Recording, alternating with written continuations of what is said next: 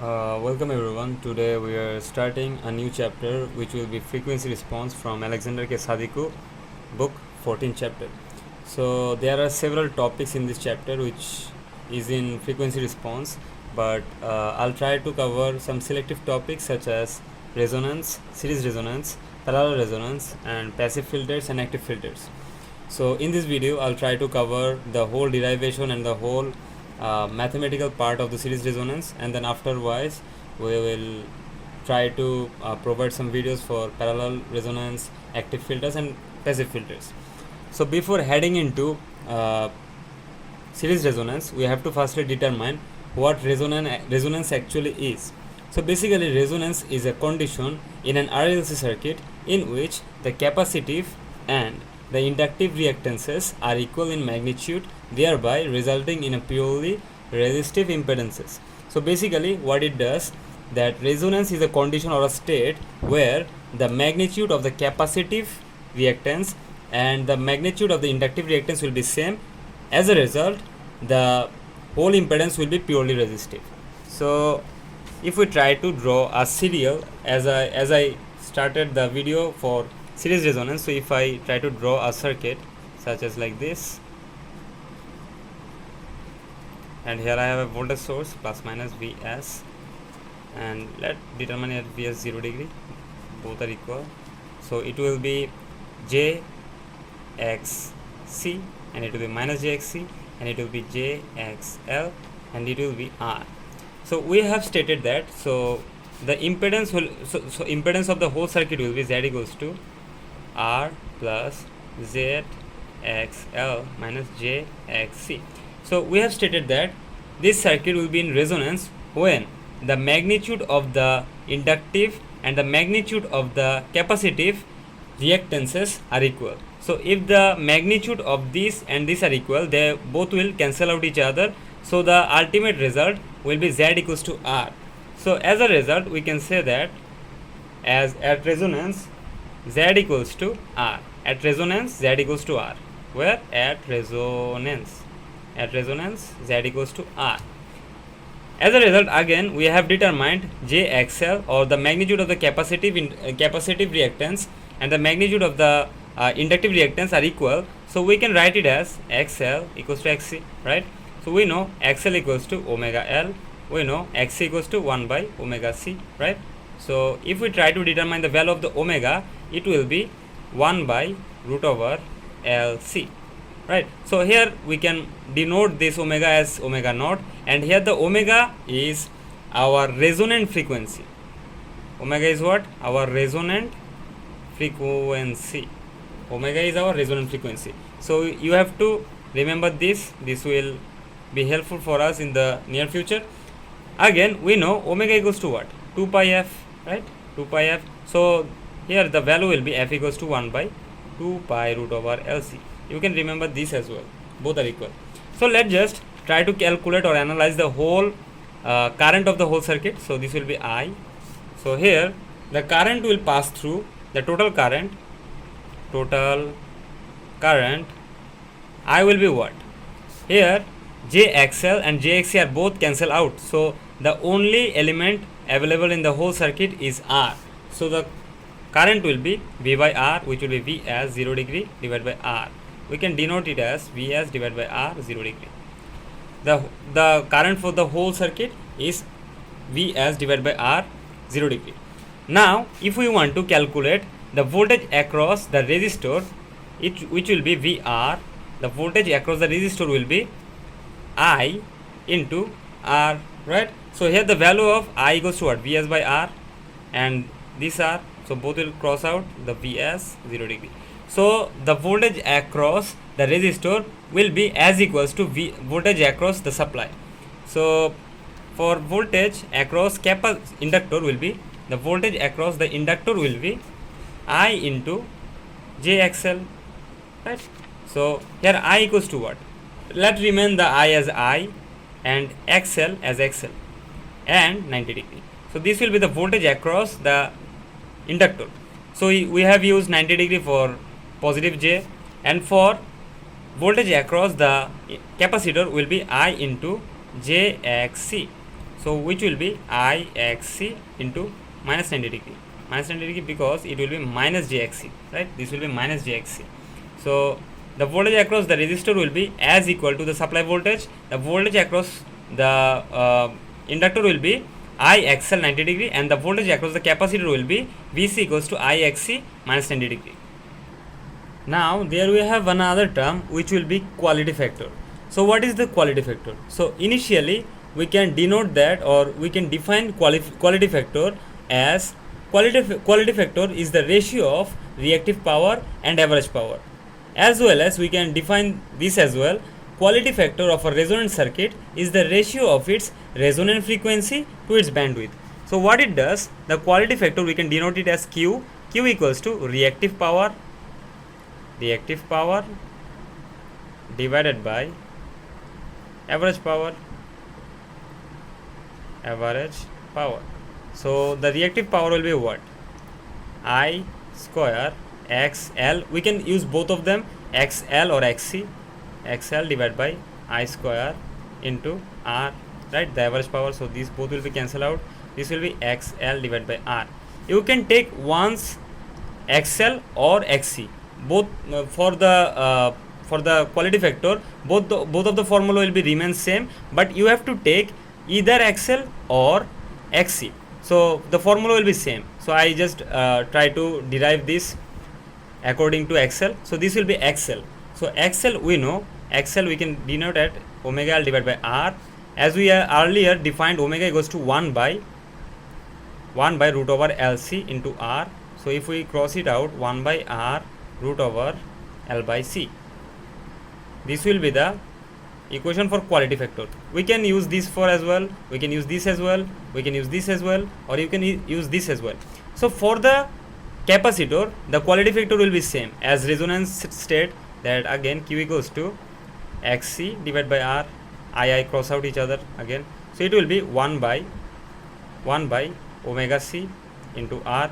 We have defined omega equals to 1 by root over LC. So root over LC divided by C into R. Try to define this, you will get the same result again and again. Okay, so do it yourself. So this will be the part for the quality factor. Now we are heading back into the bandwidth. Now for bandwidth, there are a graph for Z versus frequency, or the Z versus frequency graph. This graph will be looking like something this will be looking like something this, and here it will be Z, and here it will be F. So you can state or prove that graph from Boyle state book, but it seemed very much irrelevant for me to define this graph in this lecture, so I'll try to skip that. So the graph will be looking like something this, then this point will be the resonant frequency. So this point will be resonant frequency. Try to remember this as shortcuts, frequency, and this will be, as we know, at resonant frequency, the value of the impedance or the value of the whole reactance will be is equals to R. Okay, so if we try to denote this graph for I versus F, as we know, Z equals to V by I, so it will be disproportional. So the graph will be looking like something like this, and we need this graph for the whole chapter F and I.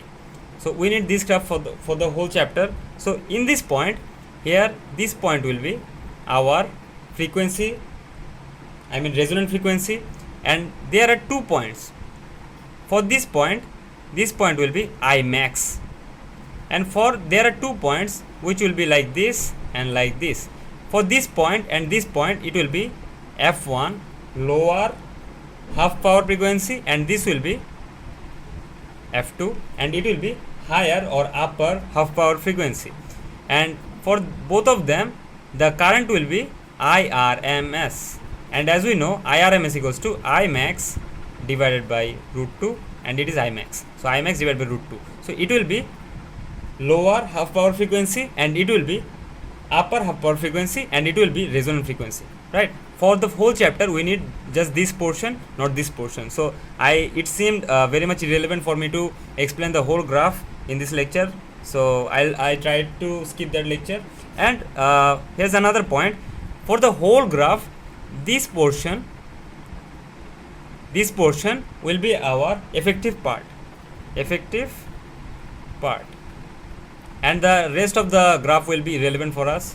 So this will be effective part, and this will be IRMS, and this will be Imax. It will be lower half power frequency, and it will be upper half power frequency, and this will be our resonant frequency.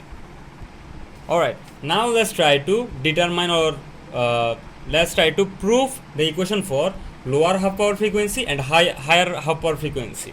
So as we know from the earlier circuit, it will be Z equals to R plus J omega L minus 1 by omega C, right? We have defined that circuit from here. From there we have voltage source and something like this. So it will be JXL minus JXC, and this will be R. So we have defined this earlier. So now let's calculate the modulus of the current, which will be as equals to the modulus of the voltage square and the modulus of the impedance square. So I square. So we can define this as Im square divided by root 2 whole square, right? And this will be V square and divided by Z square. So the value of the impedance will be R square plus omega L minus 1 by omega C whole square root over, and the whole square for this whole square, right? So the equation will be ultimately Im square divided by 2 equals to V square divided by R square plus omega L minus 1 by omega C whole square, right? So let's try to define this Imax. We know Imax equals to what? V by R. Imax equals to what? V by R, as the max value will be as equals to the resistive value. So Im will be V square divided by 2R square, which will be equals to this V square divided by R square plus omega L minus 1 by omega C whole square. Now V square will be cancelled out, and then if we try to surprise this will be R square equals to omega L minus 1 by omega C whole square. Now if we try to break the part, it will be omega L minus 1 by omega C equals to minus R, and omega L minus 1 by omega C equals to R, the both equation for the root function. So here if we try to define this, you can find omega 1 square plus omega 1 RC minus 1 equals to minus R. We denoted for the negative portion as omega 1, and for the positive portion we will be note this as omega 2. So it will be omega 2 square LC minus omega square RC minus 1 equals to 0. So this will be the both quadratic function of the value of the last equation. The last equation was, let me write down in this place, R square equals to omega L minus 1 by omega C whole square.